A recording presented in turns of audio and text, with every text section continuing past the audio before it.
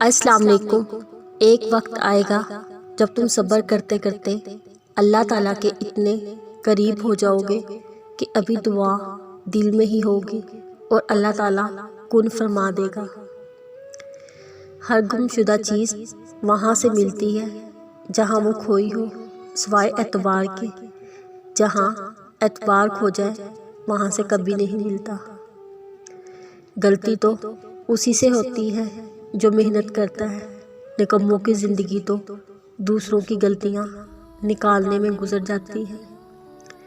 دشمن سے زیادہ وہ دوست خطرناک ہوتے ہیں جو منافق بن کر آپ کے جذبات سے کھیلتے ہیں۔ ہماری زندگی کی ہر چیز اللہ کی پابندیوں کے ساتھ جڑی ہوئی ہے اور انہی پابندیوں میں راحت اور سکون ہے۔ سخت زبان رکھنے والے آج کا انسان دولت کو خوش نصیبی سمجھتا ہے اور یہی اس کی بد نصیبی کا ثبوت ہے۔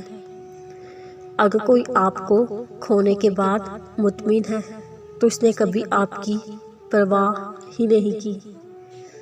یہ بات ہمیشہ یاد رکھو، دنیا کی محبت سے رب نہیں ملتا، لیکن رب کی محبت سے دنیا اور آخرت دونوں مل جاتی ہے۔ زندگی جینے کے دو ہی طریقے ہیں، بھول جاؤ انہیں جن کو معاف نہیں کر سکتے، اور معاف کر دو انہیں جن کو بھول نہیں سکتے۔ سچے دوست خوشیوں میں زینت اور پریشانیوں میں سہارا ہوتے ہیں۔ میری دوستی کا باغ چھوٹا ہے مگر پھول سارے گلاب رکھتا ہوں۔ دوست کم ضرور ہے، جو دوست رکھتا ہوں لاجواب رکھتا ہوں۔ اچھا دوست چاہے کتنا برا بن جائے کبھی اسے دوستی مت توڑو، کیونکہ پانی کتنا بھی گندا ہو جائے آگ بجھانے کے کام آتا ہے۔ دوستی کا بھرم صرف وہ لوگ رکھ سکتے ہیں جن کے وجود میں سمندر جتنا دل ہو۔